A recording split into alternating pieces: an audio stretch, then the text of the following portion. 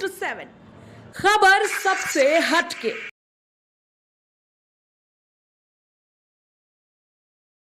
नमस्कार, आप देख रहे हैं अंत तक 24/7। बीते दिन जिला गाजियाबाद के खोड़ा कॉलोनी में लॉजिकल एंड लीगल फर्म के सदस्य एडवोकेट विवेक पाठक, एडवोकेट नितिन एडवोकेट, उर्वशी पाल और एडवोकेट विजय पांडे जी के सहयोग के द्वारा खोड़ा रेजिडेंस एसोसिएशन के अध्यक्ष श्री दीपक जोशी, थाना प्रभारी एसएचओ एपी मिश्रा जी व उनकी टीम के मार्गदर्शन और उपस्थिति में लीगल अवेयरनेस कैंप का आयोजन किया गया, जिसमें खोड़ा कॉलोनी के सम्मानित नागरिक के साथ महिलाओं और मीडिया कर्मियों ने भी कार्यक्रम में हिस्सा लेकर जागरूकता अभियान का हिस्सा बने, जिसमें जन समस्याओं से जुड़े अधिकार, नए कानूनों के प्रति जागरूक किया गया व जन समस्याएं को समाधान किया गया। लीगल अवेयरनेस कैंप में समाज सेवी श्री मुकेश शर्मा, कोमल प्रसाद शर्मा व खोड़ा कॉलोनी के समस्त जनता द्वारा शिरकत कर सफल बनाया, जिसमें हमारे मीडिया प्रभारी श्री मुकेश कुमार जी के द्वारा पूर्ण सहयोग हमारे लॉजिकल एंड लीगल फर्म को प्राप्त हुआ। ऐसा ही कार्यक्रम आगे भी होता रहेगा। यदि आपकी भी कोई कानूनी समस्या है तो बेहिचक आप भी कार्यक्रम का हिस्सा बने। अपने सवाल कमेंट्स में दें, हम आपकी समस्या का निदान करने में सहायक होंगे। एडवोकेट विवेक पाठक, देखते रहिए अंत तक 24/7। सभी सदस्यगण को मेरा नमस्कार। सबसे पहले तो मैं ये बताऊंगा कि हमारी सोसाइटी एक प्रोग्रेसिव सोसाइटी है। ये कभी भी स्टैटिक नहीं हो सकती, लॉ भी स्टैटिक नहीं हो सकता है। रीज़न ये है कि आज से जो 100 साल पहले रिक्वायरमेंट थी लोगों की, वो आज चेंज है। जो क्राइम पहले किसी और तरीके से हुआ करता था, आज किसी और तरीके से हुआ है। तो जैसे सोसाइटी की नीड्स चेंज होती रहती हैं, वैसे ही लोगों को लॉ के चेंज करने की जरूरत पड़ती है। अभी आप सभी लोग इंस्टाग्राम वगैरह सोशल मीडिया देखते हैं, तो उसमें देखते हैं कि नए लॉज आ गए हैं, नए क्रिमिनल लॉज आए हैं। तो वो क्या है नए क्रिमिनल लॉज, उनके बारे में। उसके साथ साथ यदि आप किसी से कोई कॉन्ट्रैक्ट करते हैं, लीगली बाउंड होते हैं एक दूसरे की कॉन्ट्रैक्ट की जो टर्म्स एंड कंडीशन को परफॉर्मेंस करने के लिए, उनके बारे में बताऊँगा। सबसे पहले मैं बताऊँगा कि जो नए क्रिमिनल लॉज हैं वो सब्स्टिट्यूट हुए हैं, रिपीट हुए हैं। वो नए आए हैं और पुराने वाले रिपीट हो गए हैं। जो पहले हमारा इंडियन पेनल कोड हुआ करता था, वो आज भारतीय न्याय संहिता के नाम से जाना गया था। जो पहले सीआरपीसी सिविल प्रोसीजर कोड हुआ, क्रिमिनल प्रोसीजर कोड हुआ करता था, वो आज भारतीय नागरिक सुरक्षा संहिता के नाम से जाना जाता है। और जो पहले एविडेंस एक्ट हुआ करता था, वो आज भारतीय साक्ष्य अधिनियम के नाम से जाना जाता है। इन नए लॉज की जरूरत क्यों पड़ी, इससे पहले ये हम जान लेते हैं। सबसे पहले हम देखेंगे कि जो पुराने लॉज थे वो कोई ब्रिटिश काल के थे, आज से कम 200 साल पहले बने हुए हैं। तो पहले के लोगों ने जो लॉ निर्मित लोग हैं, उन्होंने जो सोचा, आज तक जो आज हम उसे यूज़ कर पा रहे हैं प्रॉपर तरीके से। आज भी अगर लोगों को पढ़ा जाए तो आज भी कहीं ना कहीं वो लोगों में फिट बैठते हैं। बट लेकिन क्राइम के नेचर जो चेंज हो गए हैं, लोगों के तरीके चेंज हो गए हैं, जिस वजह से हमें लॉ में संशोधन की जरूरत पड़ती रहती है। तो आज की सरकार ने ये सोचा कि हमें ज़रूरत है हमारे लॉ में अमेंड्स करने की, क्योंकि जो पुराना स्ट्रक्चर है उसमें इतने संशोधन हो गए हैं कि उसे पढ़ना, उसे समझना और ज़्यादा कठिन होता जा रहा था। क्योंकि सब क्लॉज या सब सेक्शन जुड़ के बहुत ज़्यादा डीपली हम उसे पढ़ना पड़ता था। आज उन सबको एक सिस्टमेटिक अरेंजमेंट में कर दिया, और जो हमारी न्याय प्रणाली का है उसने जो जल्दी से जल्दी लोगों को न्याय दिला सके, इस वजह से नए कानूनों को जो है पहले से सरकारों में होता आया है कि किसी जाति विशेष की सरकार बनी है तो उसी जाति विशेष के लोगों के ऊपर ज़्यादा ध्यान दिया जा रहा है, बाकी लोगों की भर्तियां या बाकी लोगों के अधिकारों को रोका जा रहा है। ये आज तक हर बार होता आया है, हर सरकार में यही होता है। जबकि कानून ये कहता है कि इस तरह का कोई भी भेदभाव आपके साथ नहीं किया जा सकता है। इसके बाद हमारा आता है कि पुलिस क्या करती है, कभी भी किसी को भी कहीं से भी अरेस्ट कर लेती है। ना तो उनके घर वालों को सूचना दी जाती है और ना ही उस प्रोटोकॉल का पालन किया जाता है जो कि लिखा गया है हमारे कानून में।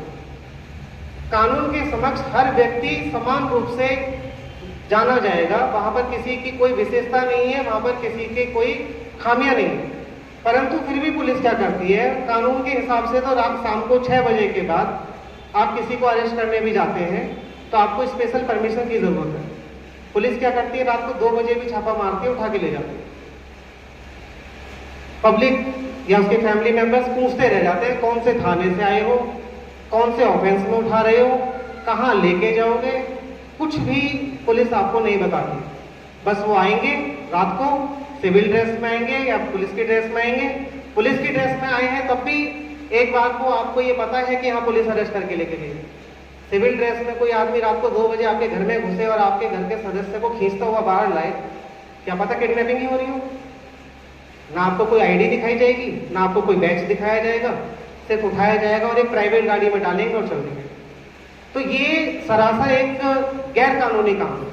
इसे कानून की भाषा में कहा जाता है इलीगल डिटेंशन।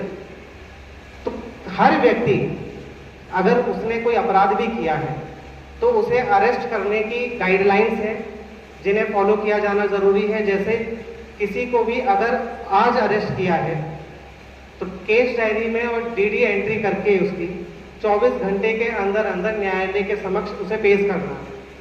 उसके बाद न्यायालय ये डिसाइड करेगा कि उसे छोड़ना है, पुलिस की कस्टडी में देना है या जेल भेजना है।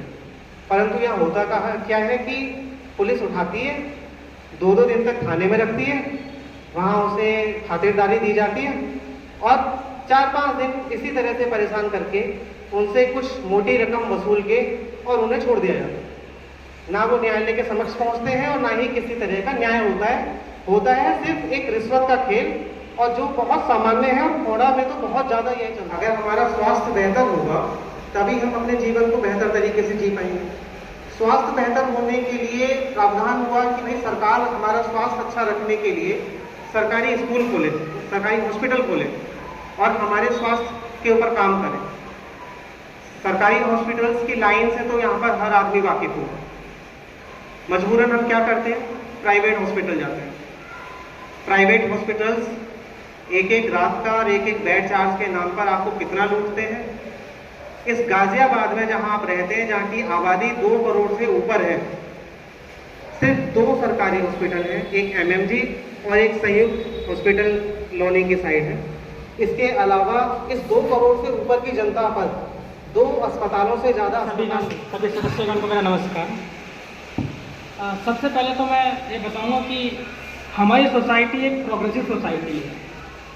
ये कभी भी स्टैटिक नहीं हो सकती, लॉ भी स्टैटिक नहीं हो सकता है। रीज़न ये है कि आज से जो 100 साल पहले रिक्वायरमेंट थी लोगों की, वो आज चेंज है। जो क्राइम पहले किसी और तरीके से हुआ करता था, आज किसी और तरीके से हुआ है। तो जैसे सोसाइटी की नीड्स चेंज होती रहती हैं, वैसे ही लोगों को लॉ के चेंज करने की जरूरत पड़ती है। अभी आप सभी लोग इंस्टाग्राम वगैरह सोशल मीडिया देखते हैं तो उसमें देखते हैं कि नए लॉज आ गए हैं, नए क्रिमिनल लॉज आए हैं। तो वो क्या है नए क्रिमिनल लॉज, उनके बारे में। उसके साथ साथ यदि आप किसी से कोई कॉन्ट्रैक्ट करते हैं, लीगली बाउंड होते हैं एक दूसरे की कॉन्ट्रैक्ट की टर्म्स एंड कंडीशन को परफॉर्मेंस करने के लिए, उनके बारे में बताऊंगा। सबसे पहले मैं बताऊंगा कि जो नए क्रिमिनल लॉज हैं वो सब्स्टिट्यूट हुए हैं, रिपीट हुए हैं। वो नए आए हैं और पुराने वाले रिपीट हुए हैं। जो पहले हमारा इंडियन पेनल कोड हुआ करता था, वो आज भारतीय न्याय संहिता के नाम से जाना गया था। जो पहले CRPC सिविल प्रोसीजर कोड हुआ था, क्रिमिनल प्रोसीजर कोड हुआ करता था, वो आज भारतीय नागरिक सुरक्षा संहिता के नाम से जाना जाता है।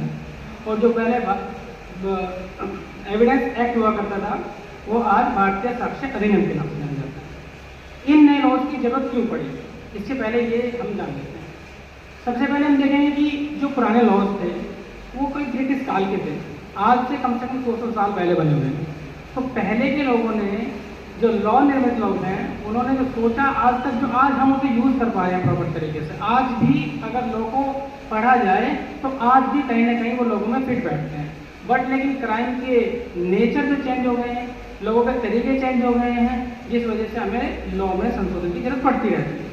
तो आज की सरकार ने ये सोचा कि हमें ज़रूरत है हमारे लॉ में अमेंड्स करने की, क्योंकि जो पुराना स्ट्रक्चर है उसमें इतने संशोधन हो गए हैं कि उसे पढ़ना, उसे समझना और ज़्यादा कठिन होता जा रहा था, क्योंकि सब क्लॉज या सब सेक्शन जुड़ के बहुत ज़्यादा डीपली हम उसे पढ़ना पड़ता था। आज उन सबको एक सिस्टमेटिक अरेंजमेंट में कर दिया, और जो हमारी न्याय प्रणाली का है उसने जो जल्दी से जल्दी लोगों को न्याय दिला सके, इस वजह से नए कानूनों को जो है लाया।